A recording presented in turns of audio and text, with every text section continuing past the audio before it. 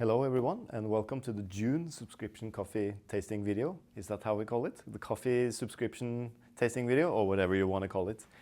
Where I am tasting the 3 coffees we are sending out to all our coffee subscribers in the first Wednesday of June. And if you don't know what a coffee subscription is, it means that we send out coffee to you on a regular basis the first Wednesday of the month. I pick and choose 3 coffees that I really like, and then I send it out to all our subscribers around the world. And you can subscribe to 1 bag, 2 bags, 3 bags, 4 bags, 5 bags, or 6 bags. You can pause, stop, or change the subscription anytime you like. And if you subscribe to, for instance, 4 bags, it means you get 1 of each of these coffees, plus an extra bag of the first coffee. And if you subscribe to 2 coffees, you only get the first 2 bags, and so on. So that's how it works. You go to our website and can read more about it and also sign up for it. Cool, so let's taste the 3 coffees we're sending out this month. And I have to say, this is actually the last coffees we have from last year's harvest. It's really, really touch and go now because we're waiting new containers coming in. And one just arrived, not in time for this month's subscription, but the next containers will come in the coming weeks. So we are kind of scraping our storage at the moment, but I have saved these coffees specifically for the subscription because they're tasting really, really nice at the moment, and I wanted you to taste them as well. Cool, so that means next month we will have some fresh crop coffees, and since it's summer, you have something to look forward to for sure. Let's start tasting the first coffee, shall we? Yes, let's do that. And I've set it up as a cupping, and I prefer now to do like what we call the COVID style of cupping, which means you take coffee with the spoon and put it into your cup, and then you drink from the cup.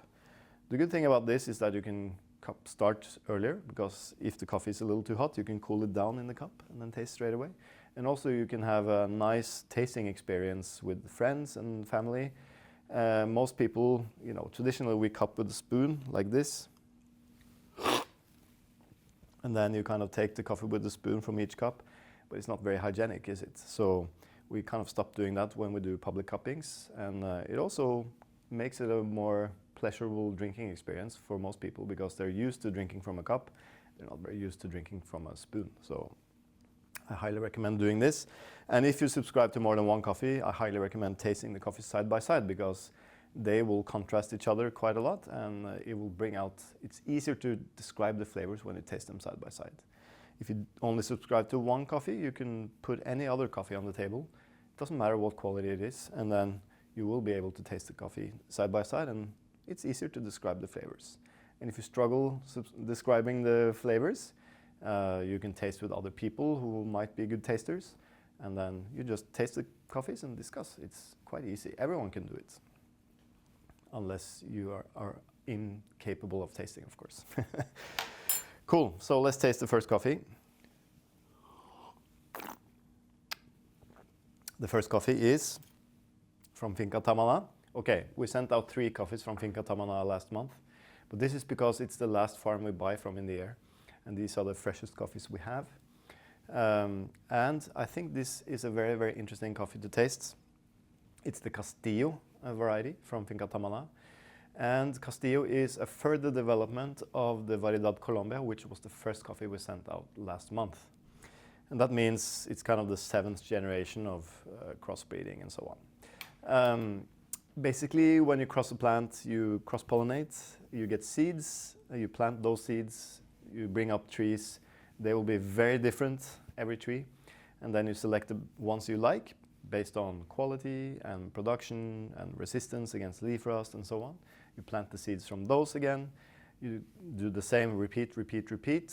Variedad Colombia was from the 5th generation, I think. That's when the variety is more stable. So that means every time you plant the seeds, the trees look more or less the same. And Castillo, I think it's like the 7th or 8th generation from this particular breeding program. And Senecafe, who has been doing this breeding program in Colombia, they sent out pools of seeds to I think 8 or 9 different places in Colombia, different regions with different climates and so on, to kind of develop regional varieties that they call regional Castillos. So there's Castillo Naranjal, for instance, which is from Quindío, from a farm called Naranjal. There's one called Tambo, which is from Nariño, I think, or Cauca in the south, and so on. So there's 8 different Castillos, and we have been planting a few on Finca Tamana and selected what is my favorite of them, which is the Castillo Tambo, which is from the south of Colombia. For me, this has a little bit more fruit flavor and sometimes a little floral character to it.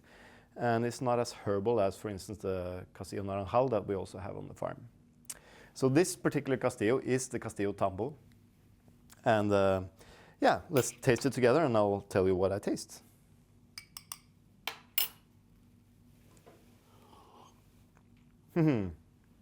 Very typical Castillo flavor, I have to say, at least from this farm.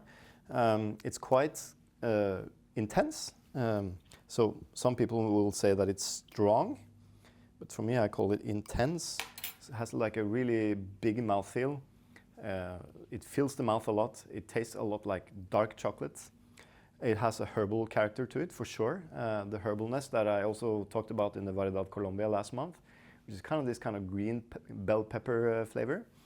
But I quite enjoy that. And there is a little bit of fruit, hard to describe. Maybe some cherry, this kind of marzipan flavor you sometimes get from cherry. Some red fruit, for sure. Yeah, really nice actually. Very kind of slight winey acidity as well, like red wine. But it's subtle. The fruit flavor is subtle. I would say that predominantly, if I had to say one thing that this coffee tastes like, it's like this dark chocolate that is quite fruity. So like a 70% chocolate with cacao that has also been fermented. It's very similar to coffee actually. So you get this kind of ripe, slight fermented fruit flavor. I don't think this has a fermented fruit flavor, but it reminds me of those chocolates.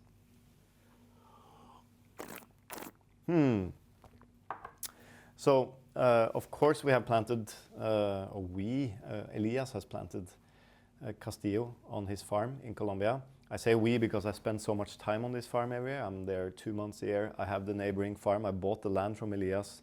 So we have 2 separate farms there, but Finca El Suelo is mine, and Finca Tamana is Elias and Beani's farm.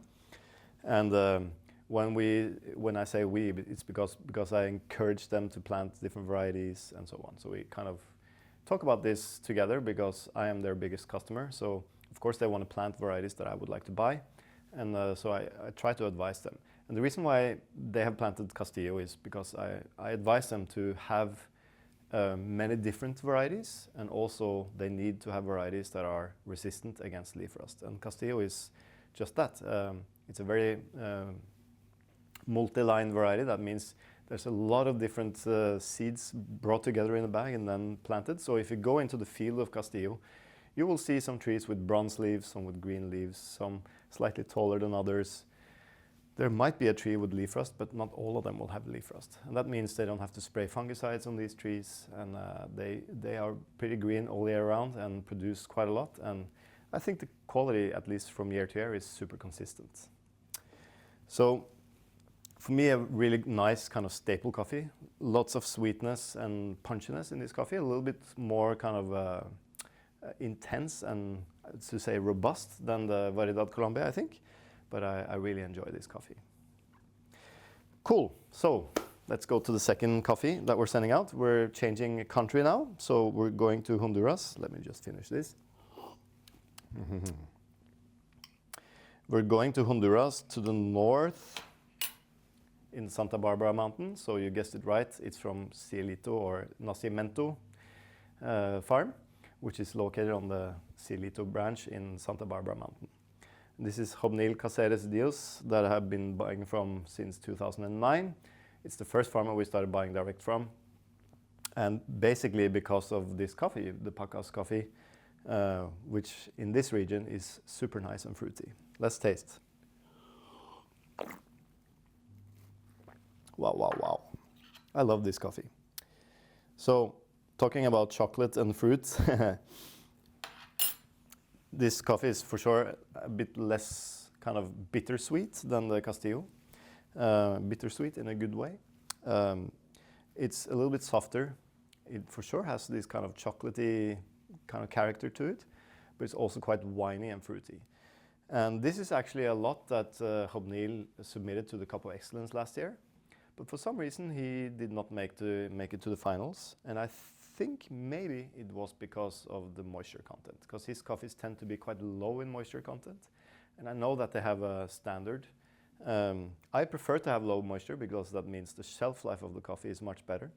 But you know, they have their standards that they need to fulfill, so that's okay. For me, this is probably one of the best Pacas he produced last year. And it's because it's from the latest harvest. So normally on this farm, the later the pickings, the more intense the fruit flavor becomes. And I think it's partly because it comes from the higher part of the farm, because of the altitude. The hill is quite steep where the farm is located. So the farm goes from 1,500 to 1,800 meters. And that means the later pickings normally come from the higher part because it's cooler there. There's a little bit less sun because of the clouds that's kind of surrounding the mountain. And also maybe, I mean, I'm not sure because I don't have data on this, but I suspect that in the late part of the year when they're harvesting, like June, July, it seems to me that the coffees take longer to ferment. I don't have exact data on this, but that's my feeling, because sometimes you do get a little bit of this kind of fermented flavor in it without it being too much or anything. So there might be a combination between cooler nights, longer fermentation, and the coffee coming from the higher part of the farm. So Pacas was discovered in El Salvador by the Pacas family. I've actually visited their farm. It's a Bourbon mutation, which means the Bourbon variety, they took seeds from the trees, they planted, and then one of the trees became short and produced really well. And when they took seeds from that, the seeds who grew up became the same, like short trees, they produced a lot. So that's kind of a natural mutation that can happen. And so they named the variety Pacas. And it's genetically very similar to the Caturra, Via Sarchi, and so on, because they're all Bourbon mutations, short dwarf mutations, they call it. And they produce a lot, so yeah, genetically very similar. But the taste for this coffee, wow, super ripe fruit, stone fruit, red berries, chocolate, really nice. I love this coffee. It's quite juicy and refreshing. A bit tart, the acidity, but in a good way, I think. It's a very refreshing finish. So that's the second coffee we're sending out. And let's taste it side by side with the Castillo. I always forget to do that. And see how this coffee brings out characters in the Castillo and so on.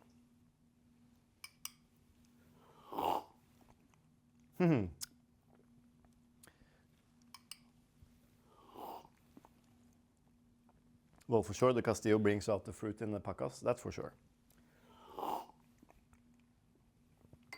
And I would say the Pacas brings out more of that kind of chocolate flavor in the Castillo. So, really nice, very rich coffee.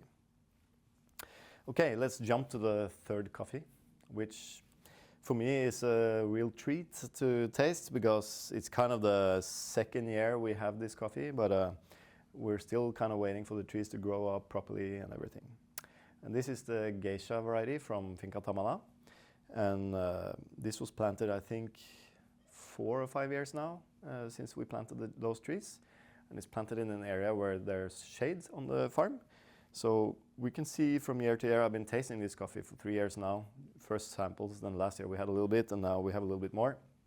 But we've been tasting gradually, and gradually it's getting better and better, like more intense. I find that when you plant new trees, sometimes the first years, the quality is, you can just see the potential. It's not like in full potential. Maybe because normally there's not a lot of coffee in the first year, so it's harder to process and everything. I don't know, but let's taste it.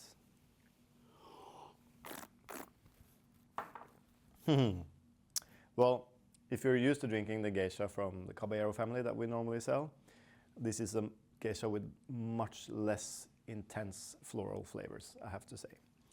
And I'm not sure if it's because the Colombian geisha has been genetically contaminated by cross-pollination. I've been told that by Senecafe that the geisha that they have in Colombia is not like pure geisha like you find in Panama. But I also know that Elias's neighbor in Acevedo, he has another farm in Acevedo, he has planted geisha from seeds from Panama. So I think this is a mix between the Colombian geisha and the Panamanian geisha. And when Elias first planted it on his farm, he planted it on the top of his farm. And that was maybe 8 years ago. Those trees looked very different from one another, so I think the seeds he got then was a little mixed up. And then so we specifically went to that part of the farm and selected cherries from the trees that have where the cherries taste like the geisha cherries. And they are actually quite distinct in flavor. They taste like ripe papaya. So they selected seeds from those trees and then planted in another area on Tamana, a little bit further down, like 20 meters down, but where there's shade. And those are the geisha trees we're now tasting. And yeah, they taste floral for sure, but not as intense as a Panamanian or the geisha from the Caballero. That's for sure. So I'm not promising a 90-point coffee here. It's not close to 90 points at all. I would say maybe I will score this 86, 87 points. I would say the predominant flavor in this geisha is more like red fruit actually. And it tastes like a little ferment, not like a honey process or natural or anything like that, but it tastes a little bit fermented. In a good way. It just adds a little complexity to the coffee. And it for sure has this kind of slight delicate jasmine floral flavor, but very delicate. So when you brew this, I would suggest that you brew it either on an AeroPress or something like that to check out the recipe that we use. That tends to bring out these flavors quite a lot, I think. Or like a good French press or anything. Geisha, I can't wait to taste this coffee in the coming years as well. I truly believe that they will improve. At least I hope so. And I kind of know so a little bit because I do have a few geisha trees myself on my farm, which is next door to Tamana. And we've had a few samples from those that taste really, really nice. So there is potential for geisha in this area. I'm just not sure when we will see that potential come to a full bloom, which means more floral flavors. I hope that the shade at least will help at Elias's farm. And I also think we need to work more with the soil and everything to really improve these coffees. And I'll also look into how we should process these because I have found that sometimes with a little bit longer fermentation, it can bring out a little bit more intensity of the flavor in the coffee. So we'll have a look at these in the future. Cool, so those are the 3 coffees we're sending out to all our subscribers in June. So just to repeat, the first coffee, Castillo cultivar from Finca Tamana in Colombia. The second one is the Pacas cultivar from Nacimineto in Honduras. And the third coffee is the Geisha from Finca Tamana in Colombia. I hope you like this video. If you have any comments or lack information or you want me to talk about something in the future videos, please comment below. And until next time, I hope you enjoy the coffees and enjoy June and the summery weather.